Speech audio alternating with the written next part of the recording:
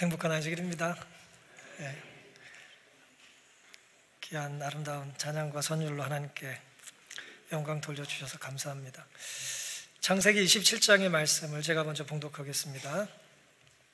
이삭이 나이 많아 눈이 어두워 잘 보지 못하더니 맏아들 에서를 불러 가로되 내 아들아 하매 그가 가로되 내가 여기 있나이다 하니 나의 즐기는 별미를 만들어 내게로 가져다가 먹게 하여 나로 죽기 전에 내 마음껏 너에게 축복하게 하라. 죽음을 앞둔 사람들의 이야기는 귀를 담아 들을 필요가 있나요? 마지막이니까 무시할까요? 어떠세요? 죽음을 앞둔 사람의 이야기는 좀 들을 필요가 있을까요? 우리가 그렇게 생각을 합니다. 경험적으로도 그렇고 또 실제 우리가 그런 상황에 처해도 그렇게 반응을 할 겁니다. 그렇다고 해서 죽음 직전에 사람들의 생각이 항상 옳을까요? 죽기 전에 정신이 돌아오나요? 평생 엉뚱하게 살았는데 죽기 전에 바로 돌아올까요? 항상 옳지는 않을 것입니다. 이삭이 그랬어요. 사실 정확히 말하면 이삭은 이때 죽을 거라고 생각했지만 죽지는 않았어요. 창세기를 좀 자세히 야곱과 요셉의 이야기를 좀 역으로 계산해 보면 이때 이후로 40년 넘게 더 살아요.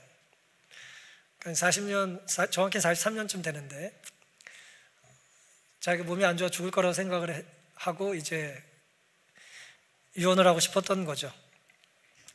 앞을 보지 못했어요. 이제 실명의 위기에 놓인 것입니다. 거의 보지 못하게 된 이삭은 이제 죽을 거라고 생각하고 이제 그가 사랑했던 첫째 아들에게 뭔가 복을 주고 싶었던 것이죠. 오늘은 이삭의 가정 이야기를 좀 하려고 합니다. 이삭 부부 또 두 쌍둥이 아들 네 사람의 삶을 좀 잠시 살펴보면서 완벽한 가정은 없다는 제목으로 함께 좀 은혜를 나누고 싶습니다. 제목이 좀 위로가 되십니까?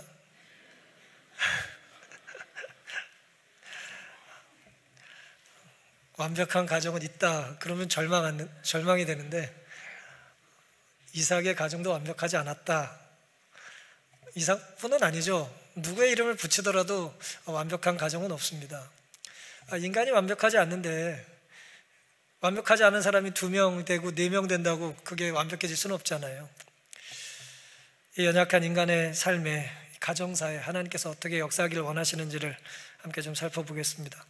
먼저 이삭을 좀 살펴보겠습니다. 이삭은 아버지였고요. 자기가 죽을 거라고 생각하는 이 당시의 이삭은 안타깝게도 하나님의 뜻을 어기고 아내의 조언도 무시하고 완고하게 살았어요. 끝까지 완고했습니다. 이 상황에서 21장 1절입니다. 창세기 이삭이 나이 많아 눈이 어두워 잘 보지 못하더니 맏아들 에서를 불러 가로되 내 아들아 하매 그가 가로되 내가 여기 있나이다 하니 이삭이 가로되 내가 이제 늙어 어느 날 죽을는지 알지 못하노니 그런즉 내 기구 곧 전통과 활을 가지고 들에 가서 나를 위하여 사냥하여 나의 즐기는 별미를 만들어 내게로 가져다가 먹게 하여 나로 죽기 전에 내 마음껏 너에게 축복하게 하라고 이제 이야기를 합니다. 이삭은 왜 자신이 죽기 전에 장남 에서에게 마음껏 축복해 주기를 원했을까요? 죽으면 더 이상 기회가 없잖아요. 그러니까 죽기 전에 축복을 해주고 싶었던 거죠. 마음이 급했어요. 왜 그랬을까요? 이삭이 기억력이 좋았거든요. 창세기 25장에 보면은 이제 두 쌍둥이 아들이 태어날 때 이야기를 성경은 이렇게 기록합니다. 23절 여호와께서 그에게 이르시되 두 국민이 너의 태중에 있구나. 두 민족이 너의 복중에서부터 나누이리라. 이 민족이 저 민족보다 강하겠고 큰 자는 어린 자를 뭐 할 거라고요? 섬기리라 하셨더라. 그러니까 쌍둥이인데 둘째가 형의 발목을 잡고 태어나잖아요. 뒤꿈치를 붙잡고 태어나잖아요. 근데 아버지는 누굴 더 좋아해요? 아버지는 첫째 아들을 더 좋아하는 것입니다. 그래서 큰 자가 어린 자를 섬길 것이라고 하는 이 출생 시에 하나님께서 해주신 말씀을 지금 뭐 하고 있는 거예요? 정면으로 도전하는 것입니다. 사람이 죽음을 앞두고 바르게 다 사는 게 아니에요. 내가 죽기 전에 내 뜻대로 해야겠다. 그렇게 이제 이삭이 마음을 먹은 것이죠. 하나님의 말씀을 이삭은 무시한 것입니다. 창세기 25장에 보면은 이삭은 에서의 사냥한 고기를 좋아함으로 에서를 사랑했다 그랬어요. 에서를 편애한 것입니다. 창세기 26장 34절입니다. 에서가 40세에 헷 족속 부에리의 딸 유딧과 헷 족속 엘론의 딸 바스맛을 아내로 취하였더니 그들이 이삭과 리브가의 마음에 뭐가 됐다 그랬어요? 근심이 됐다 그랬어요. 근데 아들을 너무 사랑하기 때문에 뭐 속을 좀 썩여도 그 사랑하는 마음이 사라지지가 않아요. 사실 이 언약의 이 후사가 돼야 되는데 말이에요. 아브라함, 이삭 그렇게 언약의 계보를 이어야 되는데 이방 여인과 결혼했으니 어떻게 돼요? 하나님의 뜻과 어긋나게 되잖아요. 그럼에도 불구하고 이제 이삭은 이 아들에 대한 에서에 대한 사랑이 이제 식지 않았던 것입니다. 에서는 언약의 조건 중에 하나를 깨뜨려 버렸는데 그것은 선민과 이방인 사이의 통혼을 금지하는 조건이었다. 그러나 아직도 그에게 장자의 명분을 주려는 이삭의 결심은 뭐하지 않아요? 우리의 결심은 웬만하면 잘 흔들리지 않습니다. 흔들지 않아요. 리브가의 이론, 태어날 때 하나님께서 그렇게 말씀하셨다는 그 잔소리 안 들어요. 야곱의 축복에 대한 열망, 야곱이 축복받기에 더 적합한 사람이라는 것도 이제 이삭이 무시한 것입니다. 에서의 의무에 대한 무관심에도 불구하고 아버지의 목적을 변경시키는데 아무런 영향을 미치지 못하였다 그랬습니다. 이삭은 한번 마음 먹고 추진한 거예요. 근데 몸이 안 좋게 되니까 내가 기력이 더 쇠하기 전에 빨리 이제 에서에게 축복해야겠다고 생각을 한 것이죠. 세월이 흘러 마침내 나이 많고 눈이 어두워 죽을 날이 얼마 남지 않음을 예측한 이삭은 예측을 잘못했어요. 43년쯤 더 살았거든요. 우리의 예상이 잘 안 맞잖아요. 한참 더 살았는데 이제 곧 죽을 거라고 생각을 하는 것입니다. 그의 장자에게 축복을 내리는 일을 더 이상 지체하지 않을 결심이었다. 그러나 리브가와 야곱의 반대를 알고 그는 이 엄숙한 의식을 어떻게 해요? 비밀리에 몰래 거행하고자 결심했다. 기력도 없어가지고 이제 죽을 거라는 노인네가 말이에요. 지금 아주 그냥 꿍꿍이를 이제 꾸며가지고 부인 모르게 큰아들만 몰래 불러가지고 이제 이 일을 하려고 한 것입니다. 이것이 이삭의 이제 모습이에요. 하나님의 뜻을 그 나이가 되어도 따르지 않아요. 따르지 않았어요. 아니 오히려 죽을 것 같다면서 하나님의 뜻을 과감하게 어기고 있습니다. 치우친 사람은 문제를 해결하는 것이 아니라 언제나 문제를 일으키죠. 부모가 사랑이라는 이름으로 행하는 모든 것이 옳은 것은 아닐 것입니다. 그래서 사랑할 때 때로 조심할 필요가 있어요.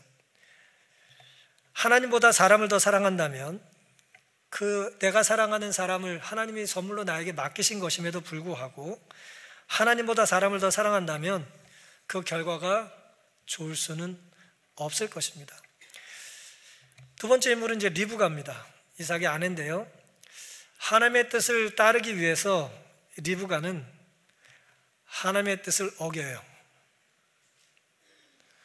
하나님께서 처음에 예언하셨던 걸 내가 어떻게든 이제 성취시키겠다고 이제 이삭 못지않게 반칙을 하는 것입니다. 조급했습니다. 창세기 27장 5절입니다. 이삭이 그 아들 에서에게 말할 때 리브가가 들었더니, 몰래 말했는데 들었어요. 못 듣게 말했는데 들었습니다.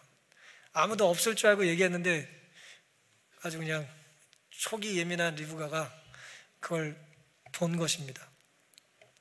에서가 사냥하고 오려고 들로 나가매 그런즉 내 아들아 내 말을 쫓아 내가 너에게 명하는 대로 염소떼에 가서 거기서 염소의 좋은 새끼를 내게로 가져오면 내가 그것으로 너의 부친을 위하여 그 즐기시는 별미를 만들리니 내가 그것을 가져 내 부친께 드려서 그로 죽으시기 전에 내게 축복하기 위하여 잡수시게 하라. 야곱이 그 모친 리브가에 이르되 내 형 에서는 털사람이요 나는 매끈매끈한 사람인즉 아버지께서 나를 만지실진데 내가 아버지께 속이는 자로 배울지라. 복은 고사하고 저주를 받을까 하나이다. 어미가 그에게 이르되 내 아들아 너의 저주는 누구에게 돌리라고요? 내게로 돌리리니 내 말만 쫓고 가서 가져오라. 어머니의 사랑이 어때요? 아유, 대단해요. 그 젖은 내가 받을 테니까 너는 그냥 복이나 받아. 이제 뭐 그렇게 이야기를 하고 있습니다. 리브가는 야곱이 이삭의 축복을 받게 하기 위해서, 축복을 가로채게 하기 위해서 수단과 방법을 가리지 않았습니다. 심지어 이삭이 저주를 내리게 된다면 그 모든 저주는 내가 받겠다고 야곱을 이제 독촉해요. 용기를 내라고, 사나이답게 뭐 하는 거냐고. 왜 리브가는 이렇게 극성스럽고 무리해서까지 이삭의 축복을 가로채려는 것일까요? 왜 이렇게 조급했을까요? 리브가는 이삭의 목적을 알아차렸어요. 이삭의 목적이 뭐예요? 하나님의 뜻을 어기는 거잖아요. 그걸 이제 내가 막아야겠다고 생각한 겁니다. 그 여자는 그것을 하나님께서 당신의 뜻으로 나타내신 바와는 반대되는 일임을 확신하였다. 우리가 이럴 때 있잖아요. 배우자가 혹은 자녀가 혹은 부모가 하나님 뜻과 다르게 살아 지금. 그걸 뭐 해야 돼 지금? 막아야잖아요. 어떻게 막아요? 하나님의 뜻이니까 과감하게 이제 막아야죠. 지금 리브가가 그런 딜레마에 빠진 겁니다. 하나님의 뜻을 어기려고 하니까 내가 하나님의 뜻을 지키도록 해야 되는데 어떻게 해야 될까? 이삭은 하나님의 불쾌하심을 초래하는 위험과 하나님께서 부르신 자리에 그의 둘째 아들을 앉지 못하게 하는 위험에 빠져 있었던 걸 알았던 거예요. 남편이 위험한 거예요. 그 여자는 이삭을 설득하여 효과를 얻으려고 하였으나 허사였어요. 말을 들어야 안 들어요? 영감님이 말을 안 들어요. 고집이 더 세죠, 나이 먹고. 근데 말을 안 들어요, 이삭이. 예? 난 죽을 거라고 자꾸 뭐 협박만 하고 말을 듣질 않아요.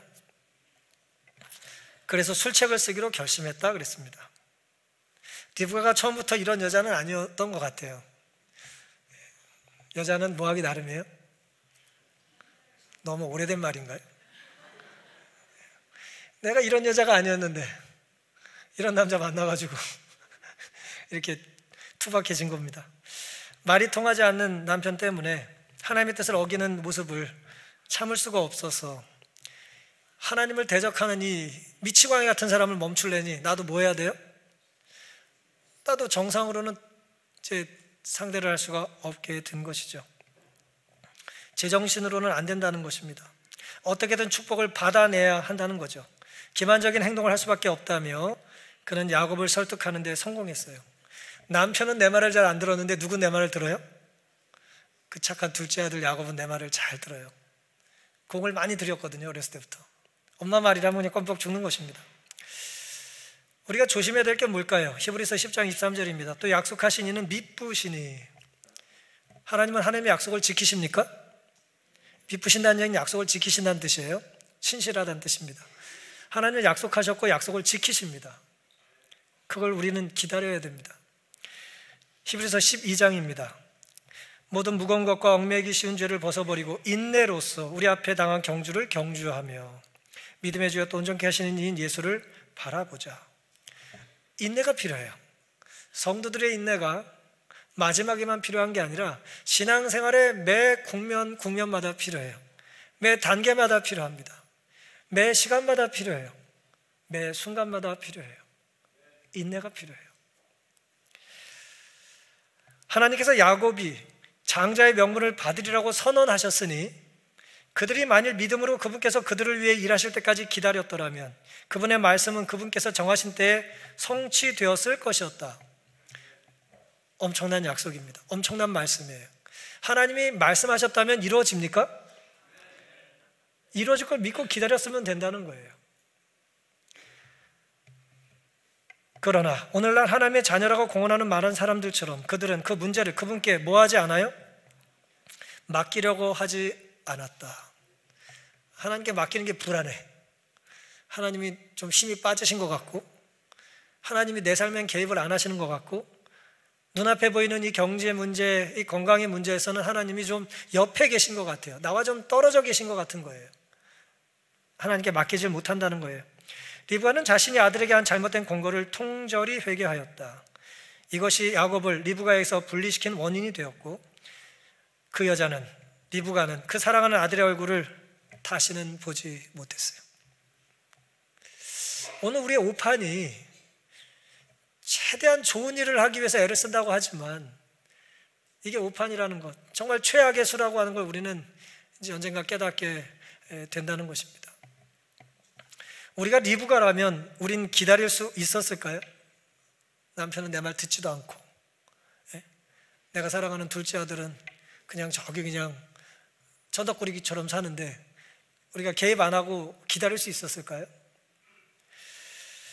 하나님을 믿는다면 우리는 하나님의 약속도 믿어야 되는 것입니다. 하나님께서 약속하셨다면 우리는 하나님의 성품을 걸고 하신 그 약속을 반드시 지키실 것을 믿어야 하는 것입니다. 기다림은 포기가 아닙니다.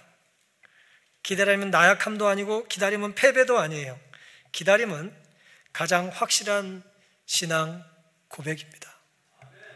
내가 주님을 사랑합니다. 주님의 재림을 기다립니다. 예배를 기다립니다. 주님의 뜻대로 이루어질 것을 저는 기다립니다. 라는 것은 힘없는 자의 넋두리가 아니고요, 가장 강력한 우리의 신앙 고백이 될 수 있기를 간절히 바랍니다. 기다림은 전부 맡기는 거예요. 조금 맡기는 것이 아니고, 출발하고 5분만 맡기는 게 아니고, 그냥 준비 게임에서만 하나님께서 역사하시라고 하는 것이 아니고 우리의 온 삶을 본 게임처럼 하나님께서 우리의 삶의 주인이 되실 수 있도록 내어 맡기는 것입니다. 하나님의 약속을 기다려서 후회될 일이 없다는 것을 기다림으로 증명해 보일 수 있는 성도가 되기를 간절히 바랍니다. 세 번째 이제 등장인물은 야곱입니다. 이 불안한 가정의 이제 주인공들을 우리가 살펴보고 있는 거예요. 야곱, 장자의 축복을 차지하려고 누굴 속여요? 형과 아버지를 이제 속이죠. 창세기 27장 14절입니다. 그가 가서 취하여 어미에게로 가져왔더니 그 어미가 그 아비의 즐기는 별미를 만들었더라.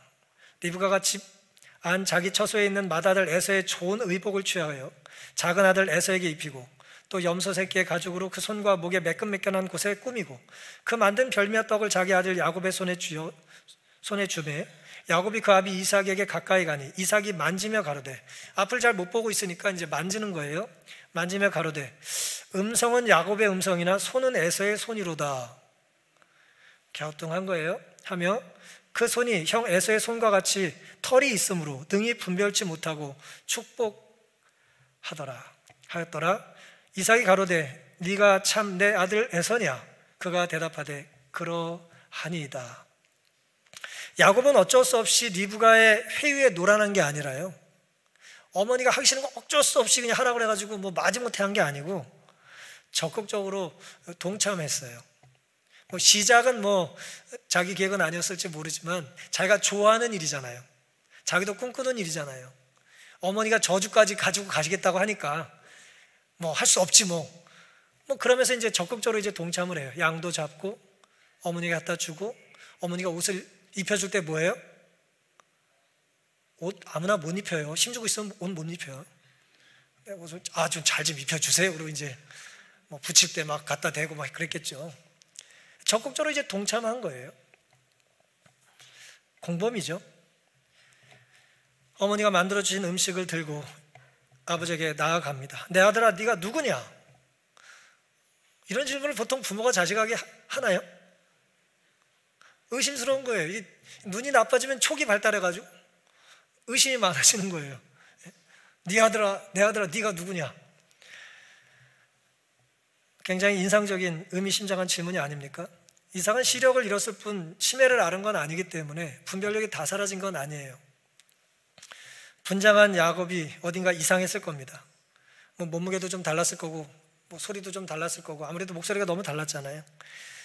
거짓말로 야곱은 대답하고 급한 마음에 마음껏 내게 축복하소서 그렇게 이제 얘기만 합니다. 축복만 받고 나가면 되는데 자꾸 아버지가 말 시키잖아요.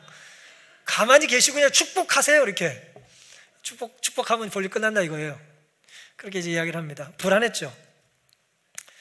그런데 이삭은 또 물어요. 어떻게 이같이 속히 잡았느냐? 그랬더니 야곱이 건너지 못할 강을 건너버려요.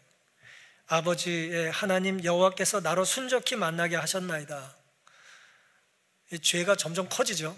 감히 하나님의 이름을 쳐들고 있습니다. 참 두려운 일이에요.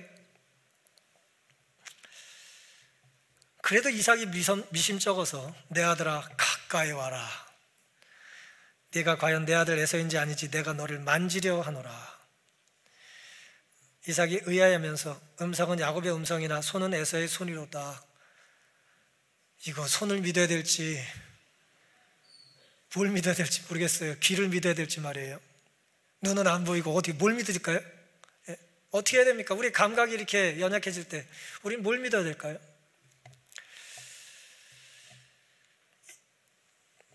하지만 영적인 분별력을 이미 상실한 이삭은 야곱의 거짓말에 이제 속고 말죠. 25절부터입니다. 이삭이 가로되 내게로 가져오라. 내 아들의 사냥 고기를 먹고 내 마음껏 너에게 축복하리라. 야곱이 그에게로 가져가며 그가 먹고 또 포도주를 가져다가 그가 마시고 그 아비 이삭이 그에게 이르되 내 아들아 가까이 와서 내게 입맞추라. 그가 가까이 가서 그에게 입맞추냐. 아비가 그 옷에 향취를 맡고 그에게 축복하여 가로되 내 아들의 향취는 여호와의 복 주신 밭의 향취로다. 하나님은 하늘의 이슬과 땅의 기름짐이며 풍성한 곡식과 포도주로 내게 주시기를 원하노라. 맘이 너를 섬기고 열국이 내게 굴복하리니 내가 형제들의 주가 되고 내 어미의 아들들의 내게 굴복하며 내게 저주하는 자는 저주를 받고 내게 축복하는 자는 복을 받기를 원하노라. 어디서 많이 듣던 얘기 아니에요? 돌고 돌아 태어날 때 얘기로 돌아가잖아요. 하나님이 처음 해주신 그 말씀을 지금 자기 입으로 뭐하고 있어요? 자기 입으로 반복하고 있잖아요. 큰 자가 작은 자를 섬길 것이고 그렇게 될 것에 대한 이야기가 결국 이렇게 이제 성취가 되고 있습니다. 이삭은 속지 않으려고 길을 썼고요, 야곱은 속이려고 길을 쓰고 있습니다. 둘 다 하나님의 뜻대로 살지 않고 있어요. 지금 둘 다 문제예요. 모두 하나님의 방법을 무시합니다. 모두 하나님의 방법을 무시하는 불완전한 연약한 사람들인데 무엇은 성취되고 있어요? 하나님의 예언과 섭리는 성취가 되고 있다는 걸 우리는 보게 되는 것입니다. 그는 아버지에게, 그의 형에게, 자신의 영혼에게, 그리고 하나님께 죄를 지었다. 짧은 시간 동안 그는 일생 동안 후회할 일을 저질렀다. 얼마나 이 시간을 돌이키고 싶었겠어요. 할 수만 있었다면. 내가 이럴 필요가 없었는데, 내가 이렇게 할 필요가 없었는데. 야곱이 얼마나 하나님 앞에 간절히 무릎 꿇고 토로하고 회개를 했겠습니까? 하나님의 뜻이 아니라면, 우리가 아무리 길을 쓰고 애를 쓰고 안간힘을 다해도 하나님의 뜻이 아니라면 그 일이 되지 않을 거예요. 반면에 하나님의 뜻이라면 내가 아무리 길을 쓰고 막고 막아도 막을 수가 없습니다. 무슨 수로 막을 거예요? 하나님이 하시는 일을. 그저 우리는 하나님의 말씀과 하나님의 명령과 언약과 예언에 순종함으로 그 거룩한 예언의 파도에 올라타면 되는 것입니다. 순종하면서 힘들어도 힘들면 힘든 대로, 또 감사하면 감사한 대로 우린 그렇게 살면 되는 것입니다. 이왕 하나님을 믿을 거면 마지못해 믿지 말고 제대로 믿고 살면 참 좋겠습니다. 최선의 노력을 우리 욕심을 채우는 데 쓰지 말고 말씀대로 사는데 우리 최선의 노력을 기울이면 얼마나 좋겠습니까? 마지막 역전, 마지막 회심 참 좋은 거예요. 얼마나 매력 있습니까? 하지만 다 망가진 인생을 살다가 마지막에 회심하는 것도 좋은 일이지만 일생을 충실하게 살 수만 있다면 그것이 더 아름답고 귀한 인생이 아니겠습니까? 우리 모두가 할 수만 있다면 흠집나지 않은 아름다운 순종의 생애를 오늘부터라도 살기를 다짐할 수 있게 되기를 간절히 바랍니다. 마지막 등장인물은 이제 에서입니다. 뭐 좀 억울하죠, 그렇죠? 이 에서인데요. 근데 에서에게 문제는 뭡니까? 그는 장자의 의무는 경시했고요, 장자의 특권만을 누리길 원했던 그런 현실주의자였어요. 영적인 삶에 대한 것은 원하지 않았고 눈앞에 물질만 원했던 그런 사람이었습니다. 창세기 27장 5절부터 몇 절을 읽겠습니다. 이삭이 그 아들 에서에게 말할 때 리브가가 들었다고 그랬죠. 에서가 사냥하여 오려고 들로 나갔습니다. 이제 아버지 얘기를 듣고 좋은 이제 짐승을 잡아다가 아버지 원하시는 요리를 해드려야지, 그러면서 이제 뭐 자기가 늘 사냥하길 좋아하는 곳으로 나가지 않았겠습니까? 이제 그런 일이 있었고요. 30절, 이삭이 야곱에게 축복하기를 마침에 사냥하고 다 이제 돌아왔는데요, 야곱이 그 아비 이삭 앞에서 나가자 곧 그 형 에서가 사냥하여 돌아온지라. 그가 별미를 만들어 아비에게로 가지고 가서 가로되 아버지여 일어나서 아들이 사냥한 고기를 잡수시고 마음껏 내게 축복하소서라고 이제 이야기를 합니다. 이건 마치 연극의 한 장면을 보는 것 같아요. 아주 극적이지 않습니까? 에서가 들어오기 직전에 야곱이 뭐합니까? 나갑니다. 그렇죠? 아주 우리는 뭐 그 결과를 다 알기 때문에 별로 조바심을 갖고 있지 않지만 야곱이 어땠겠어요? 아버지는 자꾸 말도 느리게 하지, 가까이 오라 그러지, 너 누구냐 그러지, 이 털을 자꾸 만져보고 자꾸 내 손을 띄지도 않지. 얼마나 긴장했겠어요. 형이 이제 올 시간이 가까이 오는데 뭐 식은땀이 다 나고 이제 정말 뭐 저주를 받을지도 모르겠다는 두려움이 있었을 터인데요, 놀랍게도 이제 아버지의 축복이 끝나고 그때가 되고 자기가 이제 도망을 가는 데까지 형이 오질 않은 것입니다. 에서가 나가자마자 야곱이 이제 복을 받고 나가자마자 그때서야 이제 에서가 들어오게 된 것입니다. 마치 하나님께서 야곱을 위해 축복 기도가 끝나기 전까지는 에서를 막고 있는 것 같아요. 하나님 막으신 것 같다 이거예요. 사냥을 하는 시간, 요리하는 시간, 어떻게든 하나님께서 이 구속 사업을 이제 주관하고 계신 것 같은 느낌을 받는 것입니다. 최선을 다해서 에서는 사냥을 했고, 최선을 다해서 이제 요리를 했고, 아버지 앞에 가지고 와서 내게 마음껏 축복해 달라고 이제 요청을 합니다. 이삭은 대경 실색하고 낯빛이 변했어요. 이거 뭐 도저히 감당할 수 없는 일이 벌어진 것입니다. 32절입니다. 그 아비 이삭이 그에게 이르되 너는 누구냐? 그가 대답하되 나는 아버지의 아들 곧 아버지의 맏아들 에서로소이다. 이삭이 심히 크게 떨며 가로되 그런즉 사냥한 고기를 내게 가져온 자가 누구냐? 너 오기 전에 내가 다 먹고 그를 위하여 축복하였은즉 그가 정녕 복을 받을 것이니라. 그가 복을 받을 거라는 거예요.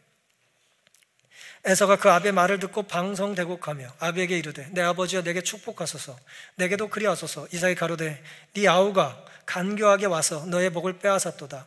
에서가 가로되 그의 이름을 야곱이라 함이 합당치 아니하니까 그가 나를 속임이 이번이 두 번째니이다. 전에는 나의 장자의 명분을 빼앗고 이제는 내 복을 빼앗았나이다. 또 가로되 아버지께서 나를 위하여 빌 복을 남기지 아니하셨나이까.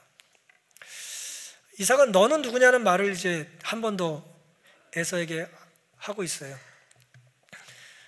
그때 에서는 너무 억울해서 동생 야곱이 자신을 두 번째로 속였다고 말합니다. 두 번째 속였다는 거예요. 근데 야곱이 밭죽을 가지고 형에게 장자권을 샀잖아요. 속였나요? 속인 거예요 이게? 자기는 속았다고 말하는데 모르고 먹었어요? 이거 한 그릇 줄 테니까 장자권을 나에게 넘길 거야? 그랬더니 장자권이 뭐 필요해 죽게 생겼는데, 그렇게 말했잖아요. 장자권을 넘겼잖아요. 제가 뭐 야곱 편드는 거 아닙니다. 장자권을 넘겼잖아요. 그럼 장자권을 넘겼으면 장자가 받을 권리와 복을 누가 가져가야 돼요? 야곱이 가져가는 게 맞죠. 사실은 둘 사이의 거래는 그런 거예요. 근데 에서는 그게 싫은 것입니다. 그건 그거고 아버지가 나에게 복을 내리겠다니 그 복은 내가 받아야겠다는 거예요. 속은 것이 아니에요. 자기는 거래한 것뿐입니다. 알고 바꾼 거잖아요. 에서는 야곱이 지금 두 번째로 자기를 속였다고 원한에 차서 불평하였다. 사실 에서는 스스로 자기의 장자권을 야곱에게 팔아먹었어요. 팔아먹은 거예요. 팔고 먹었어요. 그러나 지금 너무 늦게 그는 자기의 어리석음을 깨달은 것입니다. 여기서 이제 궁금증이 있어요. 하나님은 복이 하나밖에 없으신가요? 복이 하나야? 복이 두 개가 없나? 이건 야곱 거, 이건 에서 거다. 뭐 이렇게 그렇게 복을 못 주시나요, 하나님은? 도대체 에서가 받길 원한 축복은 어떤 축복이었습니까? 그가 원한 복과 야곱의 복은 사실은 같은 건 아니거든요. 야곱은 진짜 장자의 복을 원했어요. 약속의 후사가 되길 원했잖아요. 근데 에서는 그걸 원한 게 아니잖아요. 잘 됐다 그러고 팔아 넘겼잖아요. 하나님은 아낌없는 손으로 즐겨 베풀어 줄 수 있는 한없는 축복들을 가지고 계십니다. 누구에게나 원하는 자에게, 순종하는 자에게는 한없는 복을 주실 수 있으신가요? 나는 글렀어 셋째야. 아니에요. 하나님은 누구에게나 한없는 복을 주실 수 있습니다. 그는 수반되는 의미들을 받아들일 어떤 의향도 없이 축복을 탐내었다. 그의 눈물은 그가 잃어버린 것에 대한 슬픔의 표현이었지, 그 잃어버림을 불가피하게 한 행실에 대한 슬픔의 표현이 아니었다 그랬어요. 자기가 놓친 것이 아까운 거지, 그걸 놓치게 했던 죄, 문제를 두려움을 가지고 생각했던 것이 아니에요. 우리 속에 에서의 모습은 없을까요? 우리는 특권을 원합니다. 권리를 원해요. 특권 얼마나 좋습니까? 하지만 특권이든 권리든 우리가 해야 될, 우리가 받게 될, 누리게 될 보상에 어울리는 의무가 있습니까? 대답을 안 하시잖아요. 의무가 없어요?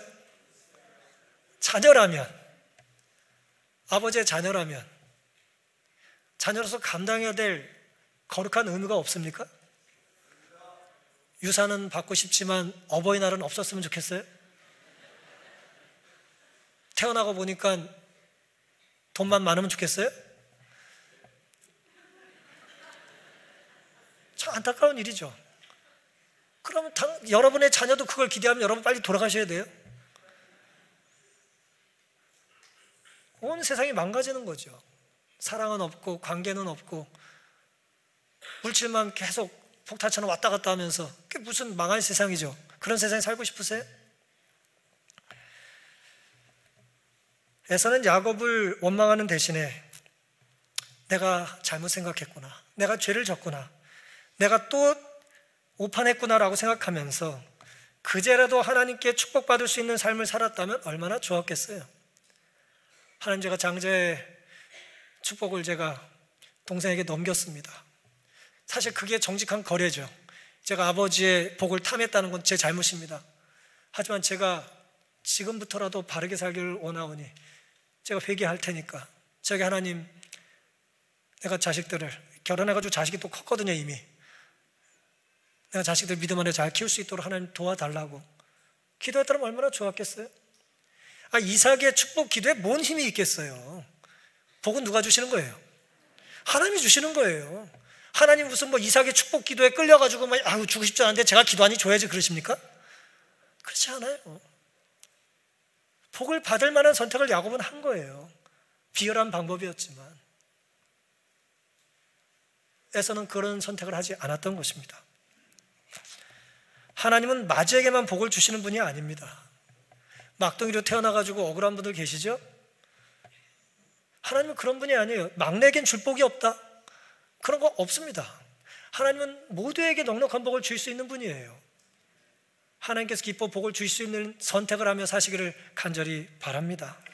그러니 내가 둘째라고, 내가 마지막에 태어났다고, 부모가 기력이 없을 때 날 낳았다고 절망하지 마시고, 하나님은 기력이 빠지시는 분이 아니시니까 하나님의 약속과 하나님의 섭리를 기다리면서 우리 가정의 문제에 나의 고민을 하나님께 토로하며 내려놓고 나를 구원해달라고 하는 간절한 기도를 멈추지 않게 되시기를 간절히 바랍니다.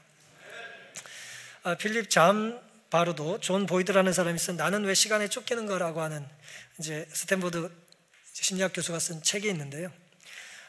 여기 보면은 다른 심리학 책에도 자주 나오는 이야기입니다만은 1973년에 이제 프린스턴 신학교 학생들의 행동을 연구한 이제 논문이 하나 있습니다. 존 달리라는 사람과 댄 베슨이라고 하는 교수가 이제 공동해서 실험한 연구 논문인데요. 프린스턴의 신실한 신학과생들을 다 모았어요. 그래서 과제를 하나 내줬습니다. 이제 선한 사마리아인에 대한 과제를 주면서 여기서 얻을 수 있는 교훈이 뭔지를 이제 공부하게 한 다음에 다 이제 공부가 끝나고 나면 이제 다른 동에 있는 다른 이제 건물로, 강의동으로 이제 옮겨가서 교수들 앞에서 그것을 이제 연구했던 것을 강의하고 점수를 받는 것이 이제 그들의 이제 그 숙제였어요. 강의 준비를 다 마치고 나서 이제 이 실험을 주관하는 사람들이 이렇게 말을 들려준 겁니다. 여기서 이제 강의를 준비하고 한 200m쯤 떨어져 있는 이제 건물로 이동을 해야 되는데, 출발하기 전에 강연 예정 시간이 이미 몇 분 지났으니까 강당으로 서둘러 가라고 하는 소리를 듣는 거예요. 반은 그런 소리를 듣고, 반은 강연이 시작되려면 아직 시간이 많이 남았지만 이쯤에는 강단으로 이제 출발하는 편이 좋겠습니다라는 이야기를 반은 들은 거예요. 그러니까 반은 지금 늦었으니까 빨리 가라는 소리를 듣고, 반은 뭐예요? 아직 시간은 많이 남았지만 지금 출발해서 가라고 하는 얘기를 들은 것입니다. 신학과 학생들이고 여러 시간 뭐 했다고요? 선한 사마리아인의 교훈을 이제 연구한 거예요. 나도 이렇게 살아야지. 그러면서 이제 공부를 한 다음에 그걸 교수들 앞에 발표하기 위하여 이제 다른 강의실로 이제 옮겨가는 과정입니다. 근데 이 실험에 학자들은 이제 중간에 도움이 절실히 필요한 한 사람을 쓰러뜨려 놓고 기침을 하게 했어요. 지나가다 환자를 하나 보게 만든 것입니다. 어떤 일이 벌어졌을까요? 늦었다고 하는 시간 압박을 느낀 사람과 늦지 않았다는, 시간이 많다는 얘기를 들은 두 부류가 어떻게 행동했을까라는 것입니다. 시간 압박을 받을 때 평생을 하나님의 뜻대로 살겠다는 신실한 신학과생들이 또 선한 사마리아인의 이야기를 열심히 연구하고 공부하고 이제 발표하러 가는 길에 이들의 태도는 어떻게 달라질까라고 하는 것입니다. 놀랍게도 시간에 여유가 있다고 하는 사람들은 대부분 쓰러진 사람을 도와줬대요. 나는 선한 사마리아인이니까 그러면서 도와줬어요. 이미 늦었다고 하는 소리를 들은 학생들은 얼마나 도왔을까요? 90%가 가던 길을 멈추지 않았습니다. 나는 선한 사마리아인의 이야기를 발표해야 되기 때문에 선한 사마리아인이 될 수가 없는 거예요. 조급한 거, 문제죠. 안식의 여정이라고 하는 책을 헨리 나우인이라고 하는 이제 사제가 쓴 일이 있는데, 이 사람이 이 책 말고도 이제 즐겨 이 이야기를 여러 번 했습니다. 그건 뭐냐면, 이 사람이 이제 남아프리카 출신의 이제 서커스 단원과 친하게 됐는데, 공중근해 아시죠? 공중근해. 공중에서 빙빙빙 돌다가 막 잡고 그런 거 있잖아요. 날아다니는 사람은 가볍죠. 잡는 사람은 어때요? 힘이 좋고 이제 근력이 좋아야지 잡을 거 아닙니까? 그 이야기를 이렇게 기록해 놨어요. 나는 사람은 잡는 사람과 특별한 관계를 맺어야 되는데, 이제 날기 시작해요. 이렇게 빙빙하다 이제 나릅니다. 날면서 나는 사람이 해야 될 게 뭐예요? 나는 사람이 해야 될 게 뭐예요? 손을 뻗쳐야 되잖아요. 그렇죠? 손을 뻗칩니다. 그런데 여기서 조심해야 될 게 있습니다. 그건 뭐냐면, 이 서커스 단원이, 로드 레이라고 하는 이 서커스 단원이 헨리 나운에게 해준 이야기입니다. 나는 사람은 절대 잡는 사람을 잡으려 해서는 안 됩니다. 이제 내가 날라요. 잡으면 안 된다는 거예요. 가만히 있어야 된다는 거예요. 그러면 잡으려는 사람이 뭐예요? 그 사람을 잡아야 된다는 거예요. 길 잃은 사람이 가만히 있어야 되는 원칙과 비슷해요. 길을 잃으면 어떻게 해야 돼요? 제발 좀 가만히 있어야 돼. 빙빙 돌다 이제 길을 잃는 거죠. 나는 사람은 절대 잡는 사람을 잡으려 해서는 안 됩니다. 완전히 믿고 기다려야 합니다. 사랑하는 성도 여러분, 제가 이 두 가지 이야기를 잠깐 해드리는 이유는 뭐냐면, 우리는 시간에 쫓겨서 하나님의 일을 한다고 하면서 시간에 쫓기면서 하나님께서 원하시는 일을 하질 못해요. 하나님의 일을 하는 순간조차도 우리는 시간에 쫓기는 것입니다. 하나님은 우리에게 기도로, 말씀으로, 안식일과 예배를 통해서 하나님의 박자를 알려주세요. 하나님의 박자가 있습니다. 일주일의 시간의 박자가 있고 하루의 시간의 박자가 있습니다. 우리에게 언약을 주시고 예언을 하시며 우리에게 기다림이라고 하는, 숨쉬는 시간을 견디라고 하는 말씀을 우리에게 들려주시는 분이에요. 하지만 우리는 사랑 때문에 가정이라는 이름으로 우린 점점 더 조급해지는 것입니다. 저 집 애가 더 잘하는 거예요. 옆집 아저씨가 돈을 더 잘 벌어요. 우리 아버지도 그 아저씨 하는 일을 했으면 좋겠어. 너무 조급해지는 것입니다. 우리 집만 못하는 것 같아요. 하지만 오늘 우리는 이삭의 가정을 살펴봤습니다. 우리 어머 달라요? 완벽한 부모 없습니다. 완전한 자녀 없습니다. 해 아래 너 없이는 못 살 것 같은 위대한 형제 위에 없습니다. 대개 가정은 그렇게 살아요. 죄를 짓고 경쟁하고 편애하고 음해하고 그렇게 많이 살아요. 하지만 감사한 것은 하나님께서 그 문제 많은 가정들에 다가가셔서